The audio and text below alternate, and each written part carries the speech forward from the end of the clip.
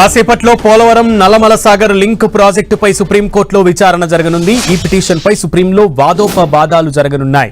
రెండు తెలుగు రాష్ట్రాలు తమ వాదనలు వినిపించనున్నాయి. గోదావరిపై పోలవరం నల్లమల సాగర్ లింక్ ప్రాజెక్టు చేపట్టేందుకు ఏపీ ప్రభుత్వం సన్నాహాలు చేస్తుండగా తెలంగాణ దీన్ని తీవ్రంగా వ్యతిరేకిస్తోంది. గోదావరి నది ప్రవహించే చివరి రాష్ట్రం ఏపీ. తెలంగాణ నుంచి ఏపీలోకి ప్రవేశించే ఈ నీరు అంతర్వేది దగ్గర సముద్రంలో కలుస్తుంది.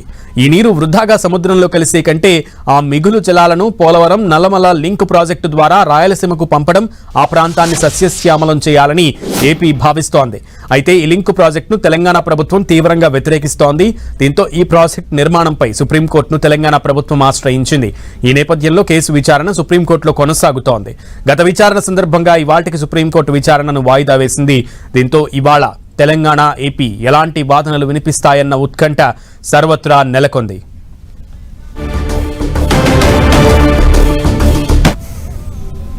రైట్, సుప్రీంకోర్టు ఇవాళకి వాయిదా వేసింది. మరి కాసేపట్లో నల్లమల సాగర్ కి సంబంధించి రెండు రాష్ట్రాలు కూడా తమ తమ వాదనలను వినిపించనున్నాయి. సో పూర్తి సమాచారం మా ప్రతినిధి గోపిని అడిగి తెలుసుకుందాం. గోపి,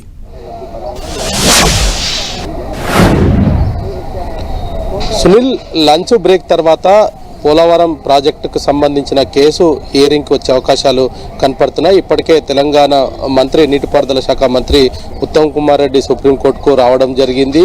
తెలంగాణ ముఖ్యంగా ఈ ప్రాజెక్టు పైన ఎందుకు అభ్యంతరాన్ని వ్యక్తం చేస్తుందనేది కూడా గత హియరింగ్ అప్పుడు, అంటే ఈ నెల 5వ తేదీన జరిగిన హియరింగ్ అప్పుడు తెలంగాణ రాష్ట్ర ప్రభుత్వం తరఫున అభిషేక్ సంఘవి తన వాదనలు వినిపించడం జరిగింది. ఈరోజు మరోసారి వాదనలు వింటాము, సోమవారం రోజు దీనికి ఒక పరిష్కారం చూద్దామంటూ కూడా గత విచారణ సందర్భంగా చీఫ్ జస్టిస్ చెప్పడం జరిగింది. అయితే ముఖ్యంగా ఈ పోలవరం నల్లచెర్లకు సంబంధించిన ప్రాజెక్టుకి పనులు కూడా ప్రారంభించేందుకు ఏపీ ప్రభుత్వం సిద్ధమైంది. వాటిని వెంటనే ఆపేందుకు స్టే ఇవ్వాలంటూ కూడా ముఖ్యంగా తెలంగాణ నుంచి సుప్రీంకోర్టులో వాదనలు వినిపించడం జరిగింది. అయితే చివరి రాష్ట్రమైన ఆంధ్రప్రదేశ్కు గోదావరి నది జలాలకు సంబంధించి సముద్రంలో కలిసిపోయే నీటిని తిరిగి లిఫ్ట్ ఇరిగేషన్ ద్వారా రాయలసీమకు పంపడంలో అభ్యంతరం ఏముంటుంది, ఇది మా హక్కు అనేది కూడా ఆంధ్రప్రదేశ్ ప్రభుత్వం వాదించడం జరిగింది. అయితే ఈరోజు మరి ఇటు రెండు రాష్ట్రాలకు సంబంధించిన వాదనలు దీంట్లో వినున్నారు. ఒకవైపు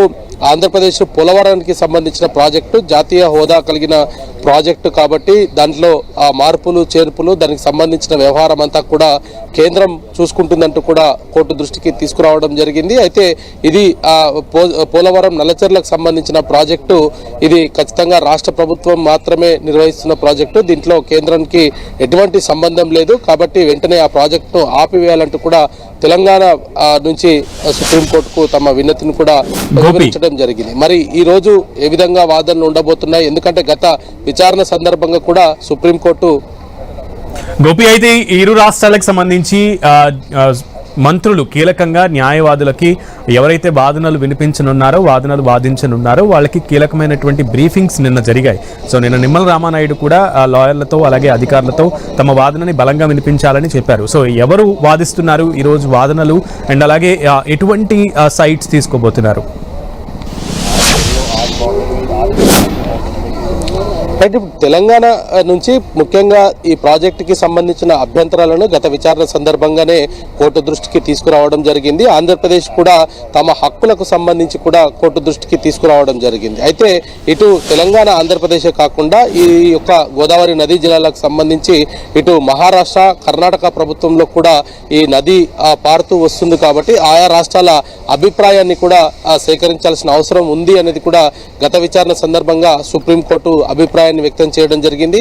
అదేవిధంగా రెండు రాష్ట్రాలకు సంబంధించిన అంతర్గత సమస్య, గత 11 సంవత్సరాలుగా రాష్ట్ర విభజన జరిగిన తర్వాత నీటి పంపకాల పైన మాకు ఒక స్పష్టమైన హామీ లేదు, ఒక స్పష్టత లేదు కాబట్టే తాము ఈ ప్రాజెక్టును వ్యతిరేకిస్తున్నామంటూ కూడా తెలంగాణ నుంచి వాదనలు వినిపించడం జరిగింది. మరి 11 సంవత్సరాలలో ఈ గోదావరి, కృష్ణా నదీ జలాలకు సంబంధించిన నీటి పంపకాల దానికి సంబంధించి ఒక క్లారిటీ రెండు రాష్ట్రాల మధ్యలో ఇటు కేంద్ర ప్రభుత్వం చేయట్లేదు కాబట్టి కాబట్టే సమస్య ఈ విధంగా ఉంది అనేది కూడా తెలంగాణ అభ్యంతరాన్ని వ్యక్తం చేయడం జరిగింది. అయితే ఇటు ఏదైతే పోలవరం నల్లచెర్లకు సంబంధించి కూడా రాష్ట్ర ప్రభుత్వమే దాని డిపిఆర్ని ఇప్పటికే సిద్ధం చేయడం జరిగింది. కేంద్రము పర్యావరణ అనుమతులకు కూడా పంపించడం జరిగింది.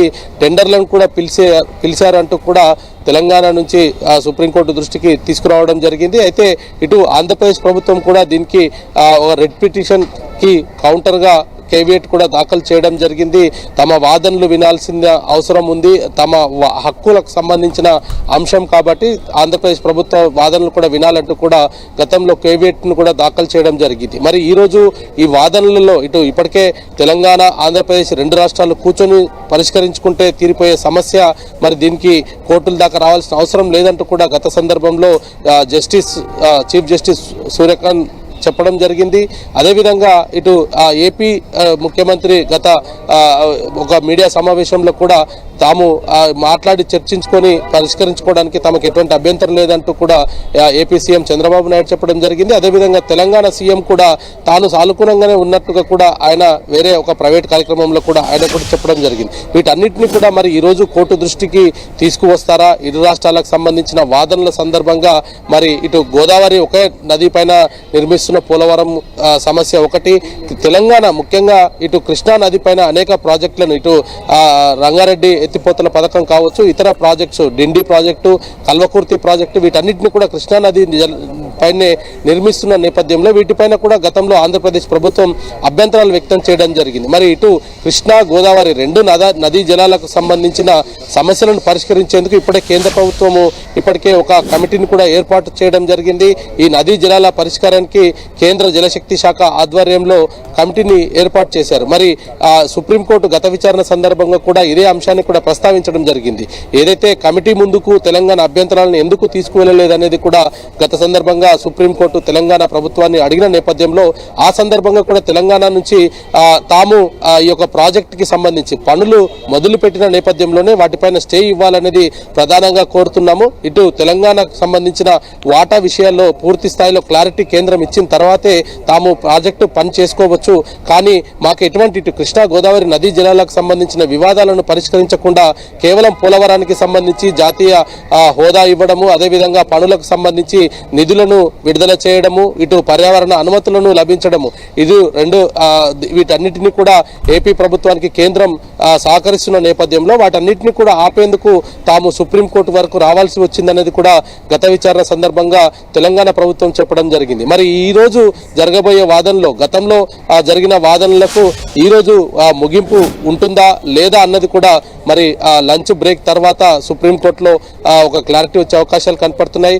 మరి ఇప్పటికే ఇరు రాష్ట్రాల నీటిపారుదల శాఖ మంత్రులు ఈ కేసుకు సంబంధించి తమ న్యాయ నిపుణులకు అనేక కీలక అంశాలపైన ఏ అంశాలపైన మాట్లాడాలి, ఇటు తెలంగాణ సంబంధించిన హక్కులకు సంబంధించి తెలంగాణ మంత్రి ఇటు న్యాయ నిపుణులతో మాట్లాడడం జరిగింది. అదేవిధంగా ఏపీకి సంబంధించి కూడా తమ దీంట్లో ఉన్న న్యాయ సలహాలకు, అదేవిధంగా తాము ఎందుకు ఈ నీటిని రాయలసీమకు ఎత్తిపోయాలనుకుంటున్నామన్న దానిపైన కూడా సుప్రీంకోర్టులో వినవించాల్సిన వాదనలకు సంబంధించి కూడా బ్రీఫింగ్ ఇవ్వడం జరిగింది. సో వీటన్నిటిని కూడా మరి ఈరోజు సుప్రీంకోర్టు ఏ విధంగా చూడబోతుంది, మరి రెండు రాష్ట్రాలు కూర్చొని మాట్లాడుకోమని చెప్తుందా, లేదంటే ఇటు తెలంగాణ ప్రభుత్వం కోరినట్టుగా ఈ ప్రాజెక్టు పైన స్టే విధిస్తుందా అనేది కూడా మరి కాసేపట్లో తెలిసే అవకాశాలు ఉన్నాయి.